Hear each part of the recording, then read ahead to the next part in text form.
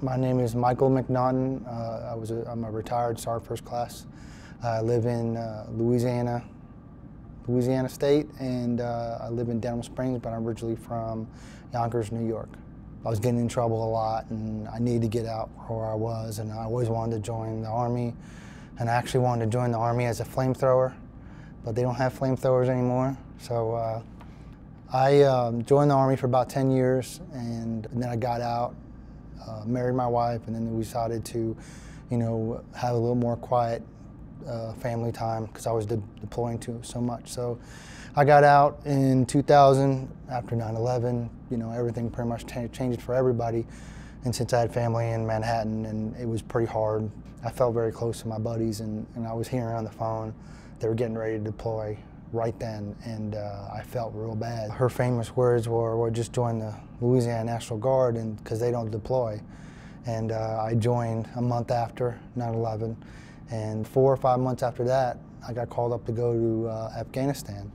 And it's one of those, I was really excited, but I knew it would be hard on my family. I had a 6-month-old child at the time, and I had some really young kids who never really deployed before. These are college kids who just joined the military, the Louisiana National Guard, just to get college funding. So it was kind of tough, taking them in and getting them over there and get them back safe. I was there for 7 months doing mine clearing. I had 35 troops, 5 were females. The first time they ever had females doing mine clearing. I was very proud of that.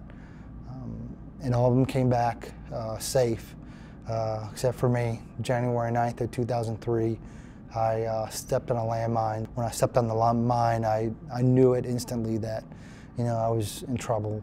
My troops didn't want to do mine clearing anymore because obviously I was supposed to keep them safe. So I talked to most of them before they gave me my Purple Heart.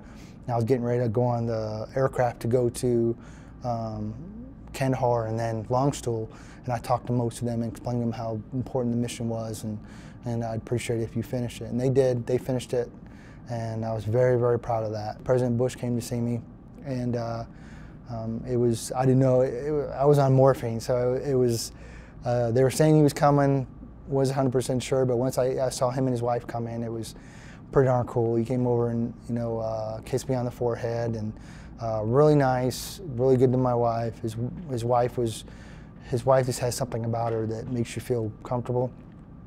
And we just started talking about what I was going to do, and I just told him one day I was going to run again, because I didn't know anything about prosthetics. And I said, "I want to run again. Matter of fact, I'm going to outrun you." He left and then came back 15 minutes later, and he said, "Do you really want to go run with me?" And I said, "Yeah, I'd love to." And he said, "Why don't you give me a call when you get better, and we'll go run together." And how are you supposed to call the president? But his staff kept in touch with me, and about 14 months later, after I had more surgeries and I was only running 2 weeks before I ran with him, and I ran a mile around the White House with him, and it was really cool, and I really enjoyed it. I love doing, I love going outside, love spending time with my family, and doing stuff like this, doing endurance races, or I used to do a lot of running. I don't run anymore just because it was just too much on me.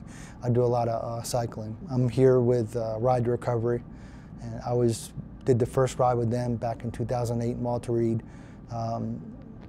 John Warden, who's the president, called me up and said, "Yeah, I'm starting this cycling group for wounded guys. What do you think?" And I started getting him some contacts and getting it rolling, and then we started our first ride on Walter Reed.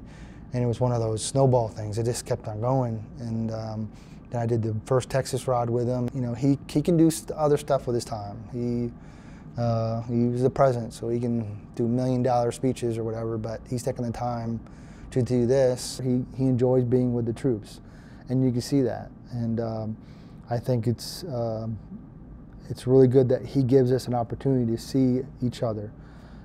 Because we share information. We all been through hell, and we just want to have a good time and enjoy ourselves. All the organizations, Ride to Recovery CIF, Wounded Warrior Project, there's no competing whatsoever. We all helping each other, because there's many times there's events and we'll tell each other about them, and we all, because I do stuff with CIF and I did stuff with Wounded Warrior Project, we all kind of hopscotch, because there's we all want to help out the wounded vets, so it doesn't matter what organization it is.